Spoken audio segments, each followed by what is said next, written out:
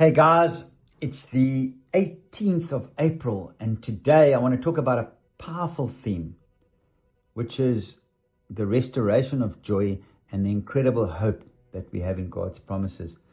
In Psalm 30, verse 11, we read, "You have turned for me my mourning into dancing, and you have loosed my sackcloth and clothed me with goodness." So this verse beautifully compares how God can transform our deepest sorrows into overflowing joy. But there's a trick. It's when we turn to Him. When we turn to Him, He takes our pain and replaces it with His divine favor. When we're in the midst of our struggles, we find it very hard to understand or comprehend. And I want to encourage you today. And I want to speak of joy. And when we speak of joy, let's look at Isaiah 61 verse 3, which tells us that God gives a garment of praise instead of a faint spirit. He wants to restore not just our joy, but our very spirit. So when we embrace His presence, I want to encourage you today that you will find the strength to rejoice even in those challenging times. So how do we do it? We need to get into the presence of the Lord and understand that this restoration isn't just personal. It extends to nations. In Jeremiah 30 verse 19, we find a promise of deliverance. It says, "Out of them shall come songs of thanksgiving and the voices of those who celebrate."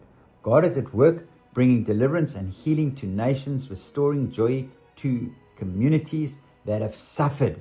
We are seeing that. We have seen that.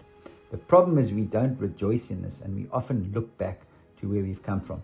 And in Jeremiah 31 verse 13, we see, "I will turn their mourning into joy. I will comfort them and give them gladness for sorrow."